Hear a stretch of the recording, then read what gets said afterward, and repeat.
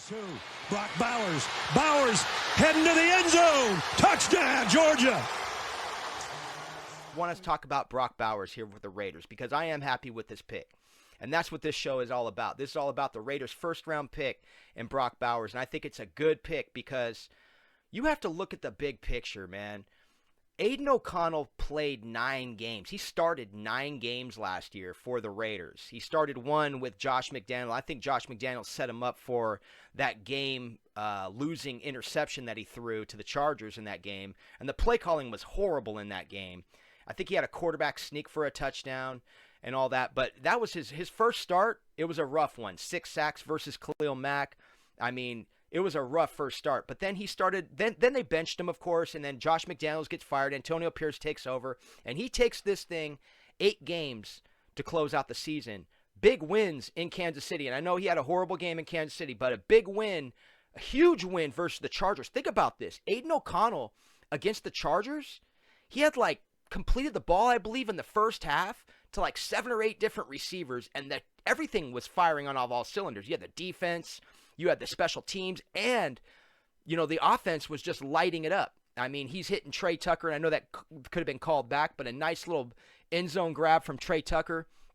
So, Aiden O'Connell, man, and then finishing off the season with a win against Denver, he had big part of engineering a 98-yard drive. And if people want to argue, you want to debate on Aiden O'Connell, I'm all for it, dude. And I'm all for if the Raiders still getting a quarterback. Competition's great. And Gardner Minshew could very well win the starting position. But right here, you're helping your young quarterback. You're getting the best tight end prospect in some time. This guy's one of the better.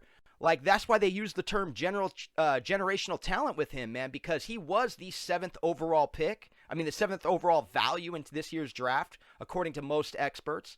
A lot really like the fact that the Raiders got this guy. And the Rams were reported to have been wanting to trade up to get him. Maybe the Raiders were asking too much, or maybe teams in general in that top 13 spot were asking too much from the Los Angeles Rams. But the Rams were intrigued and wanted to move up. And like I said, with this guy, the big thing is yards after catch. He's a selfless player, so he can match. I believe this is the type of player that could match the intensity with Max Crosby on the other side, on the offensive side. This is the guy that will show up to practice, this guy that's going to work hard and get better each and every practice and each and every game that he plays. I think a guy like Max Crosby, having him around, you want work ethic, guys with work ethic, and I think that's why Coach Pierce and Tom Telesco went with this selection, and to help the young quarterback, like I'd mentioned, and from a blocking standpoint, you name it. But catch radius is there. So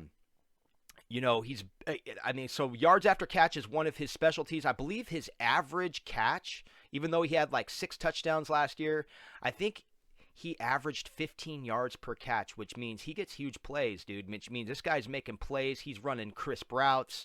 He's getting open. And let's look at the big picture, too, from an offensive standpoint. The Kansas City Chiefs are dominating with Travis Kelce. And I don't like Travis Kelce. I think he's a punk. I don't like, every year I think Travis Kelce shows me something on the field where he should be ejected. If you saw a Raider player bumping into his coach in the Super Bowl, I'm sure that Raider player gets ejected for that type of behavior. I've seen Travis Kelce throw his helmet off on the field where I'm like, hey, that there's an ejection right there. But the NFL seems to let him get away with stuff. That's a whole nother story. But no matter what, Travis Kelce, you saw him in the Super Bowl. No catches, I believe. He had no catches leading into the first half, and then he got a catch or something like that. In the second half, he just took over.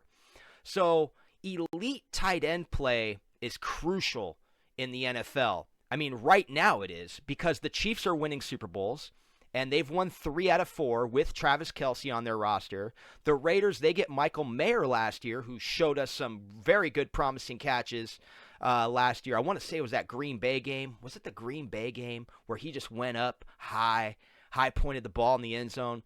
Now we got another threat. We even got a better prospect here with Brock Bowers. So you're going to have Michael Mayer, who the Raiders traded up last year in the second round to get, who was a first-round value. Now you got Brock Bowers, where the Raiders, they're at 13.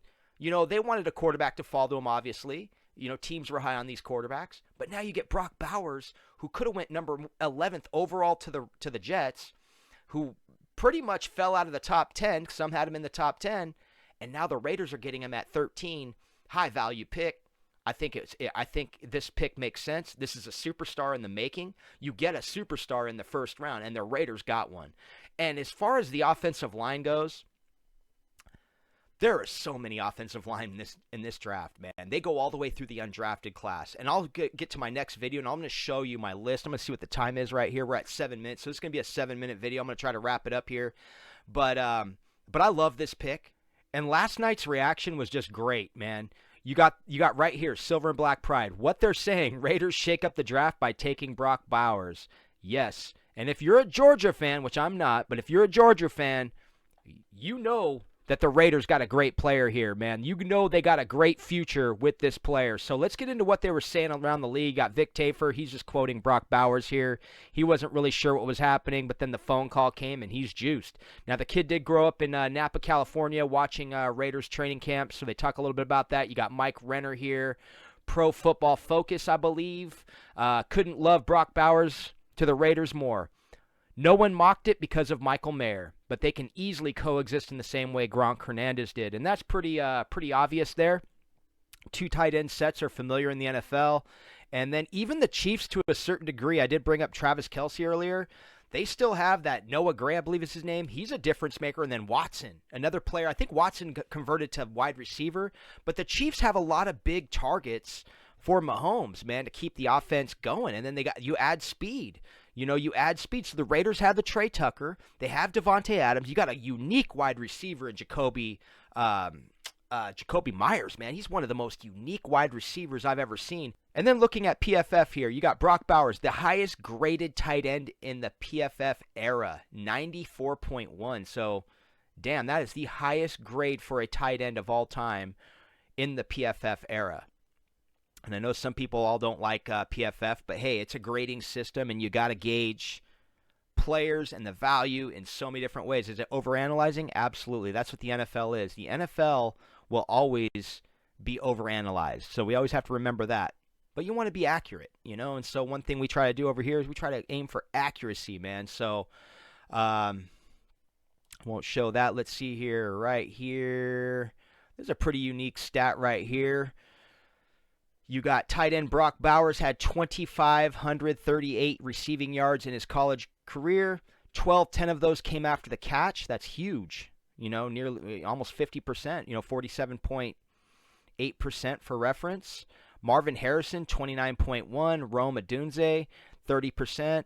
Malik Neighbors, 35.9. So, hey, he's in good company there with as far as value goes with this draft class.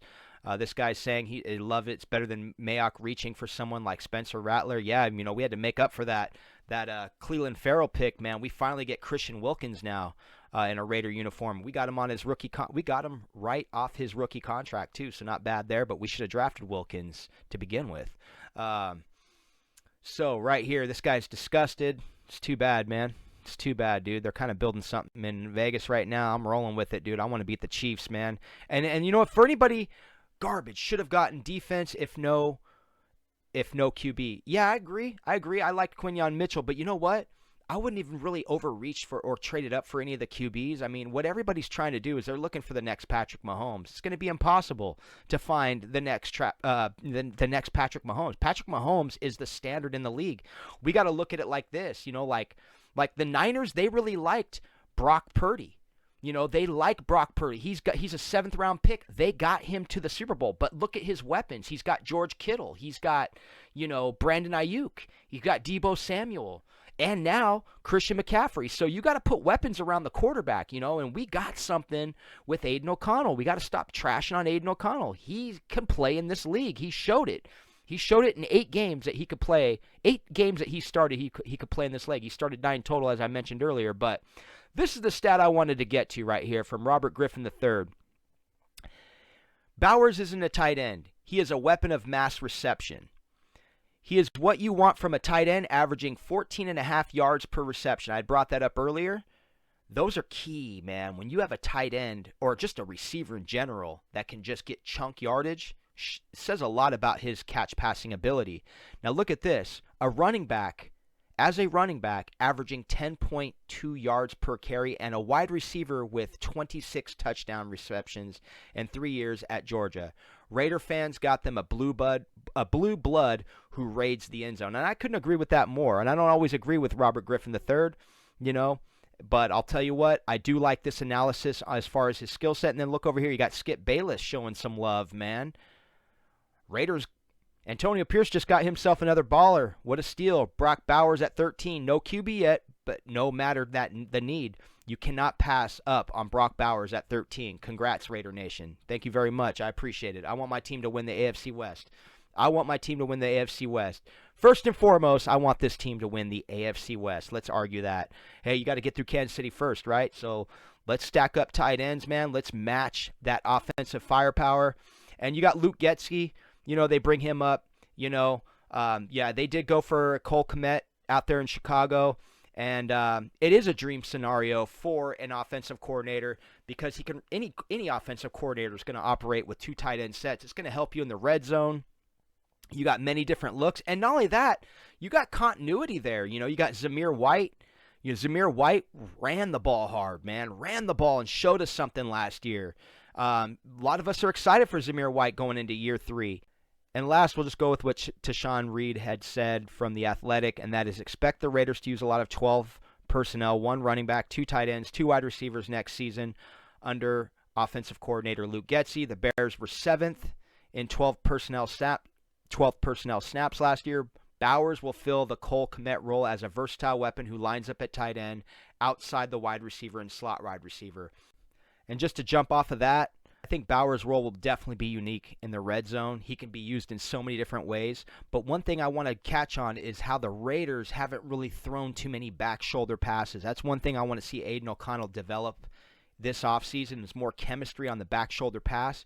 You got a guy like Devontae Adams. If you get Devontae Adams on the outside all by himself and they're watching these tight ends, they're watching Zamir White, the offensive line, let's just say we start dominating in the trenches, man, we could get some real big red zone plays, especially with the catch radius of these tight ends, Michael Mayer and Brock Bowers. So I love the pick, and just cleaning up those red zone woes is going to be huge, man. Last year with Bo Hardegree, the quarterback's coach gets pushed into the offensive coordinator role. Now the Raiders actually have an offensive coordinator with experience in Luke Getsy. And that 2 tight end set, yes. Does it help him a lot? I think so, yes. It helps the young quarterback most, I believe. You give him more targets. You give him more protection. Now you can think about those back shoulder throws as I mentioned earlier a little bit, and he already has chemistry with Devontae Adams. This is going to be real interesting this offseason. It's going to be interesting if the Raiders still do take a quarterback later on in the rounds here. So anyway, give me your thoughts. Like I said, I'm not going to get overly excited for this pick. I know what didn't quite fill a great need of the Raiders. They do need to go offensive line. They may need a quarterback. They do need a corner. They do need a defensive back, I believe. They got to get one out of this draft. And they might be gone. The good defensive backs might be gone by the 4th round. But I do trust Coach Pierce in finding dogs and finding guys that want to be in that locker room, that want to work with these players in the offseason, man. Because that's what this team's doing right now, man. They're showing up for offseason workouts. And they're coming together as a team. And, hey, the Raiders got to win the West, man. And it goes through Kansas City, man. So, like I said, right here, red zone fix. More weapons, more of a superstar ability with Brock Bowers. Anyway, I'm going to wrap it up. I'll catch you guys on the next one. We're going to go into the 3rd round. We're going to jump all the way through the 7th round, and we're going to show you our undrafted class as well in the next video. So I'll catch you guys on the next one. I'm Raider Dave, this GrimeCast Media, and I'm out. Peace.